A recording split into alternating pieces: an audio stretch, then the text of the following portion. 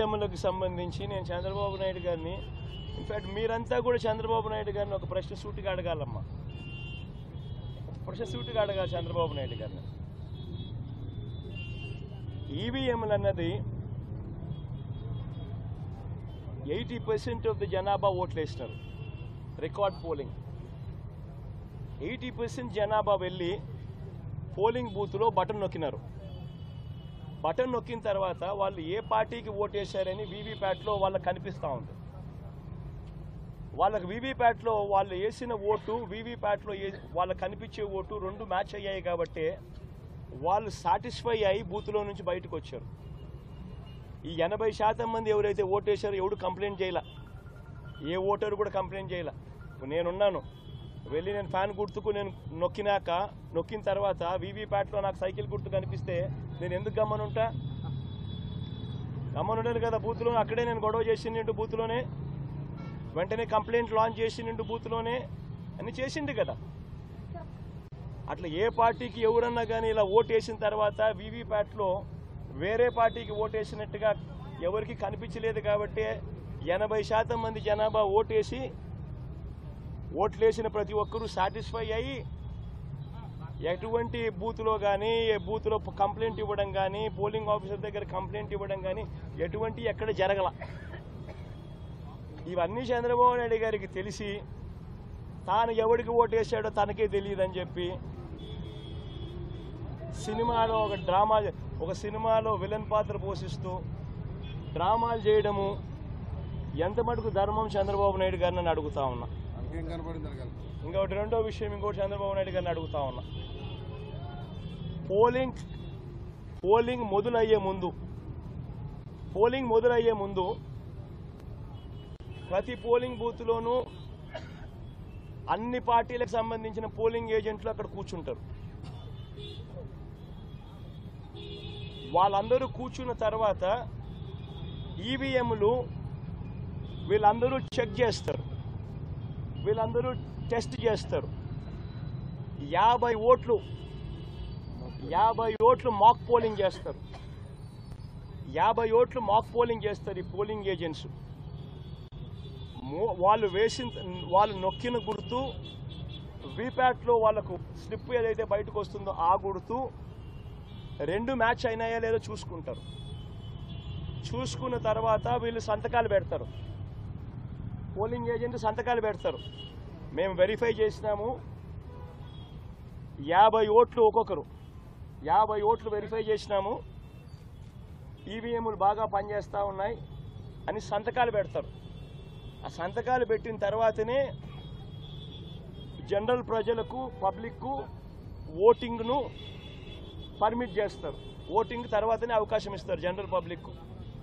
మరి ఇటువంటి తెలుగుదేశం పార్టీకి సంబంధించిన ఏజెంట్లే అన్ని పార్టీలకు సంబంధించిన ఏజెంట్లతో పాటు కలిసి నొక్కి వీవీప్యాట్లలో కూడా దాన్ని చూసుకొని కరెక్ట్గా అన్నీ పనిచేస్తూ ఉన్నాయని చెప్పి వెరిఫైడ్ అని చెప్పి సంతకం పెట్టి పోలింగ్ ఆఫీసర్లకు ఇచ్చిన తర్వాతనే పోలింగ్ మొదలైంది.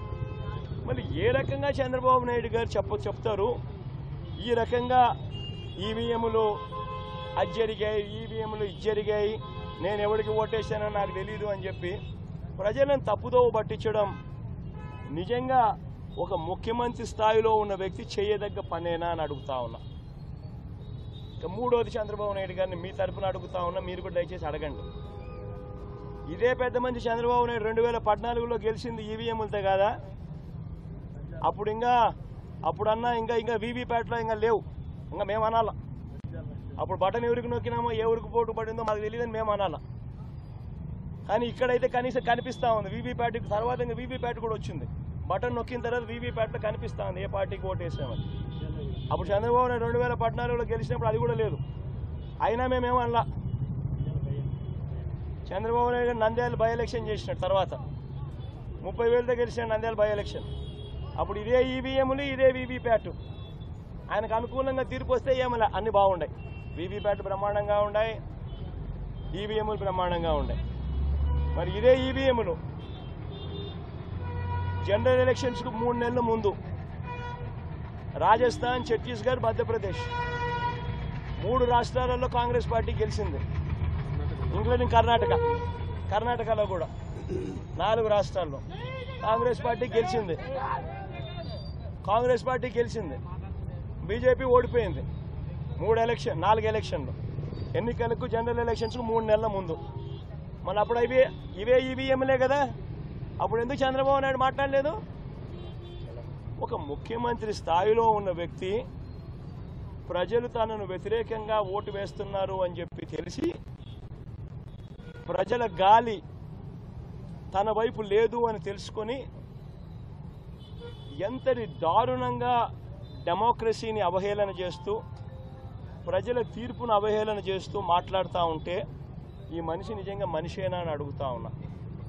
తాను గెలిస్తే ఏమో అన్ని బాగున్నట్టే, తాను ఓడిపోతే మాత్రం ప్రజలు ఓటేయలేదు అనే మాట ఒప్పుకోకుండా ఈవీఎంల మీద నెపాన్ని నెట్టడం.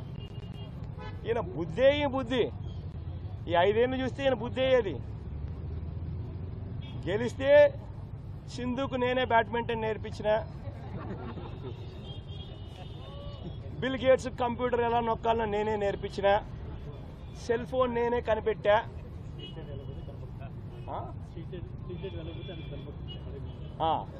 ఎక్కడన్నా కానీ స్ట్రీట్ లైట్ వెలగకపోతే నా కంప్యూటర్లో నాకు కనిపిస్తుంది. ఇవన్నీ ఓడిపోతే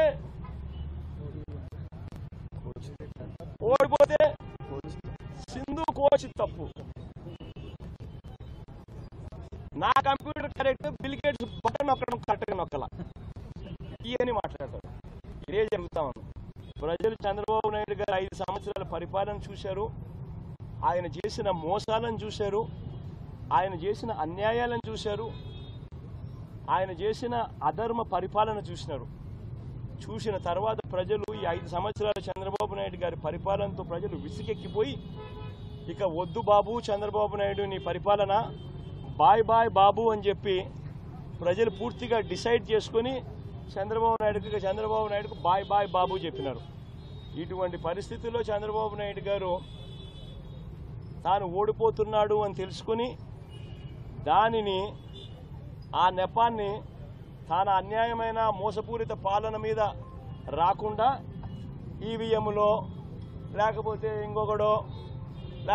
ఇంకొకరో మీద నేరాన్ని నెట్టేందుకు విశ్వ ప్రయత్నం చేస్తూ ఉన్న అన్యాయమైన పరిస్థితి ఇవాళ ఈ రాష్ట్రంలో చూస్తూ ఉన్నాం. ఇటువంటి దుర్మార్గుడు, ఇటువంటి మోసగాడు, ఇటువంటి రాక్షసుడు, ఇటువంటి అన్యాయస్తుడు ఎంత త్వరగా పోతే ప్రజలకు అంత మంచి జరుగుతుంది.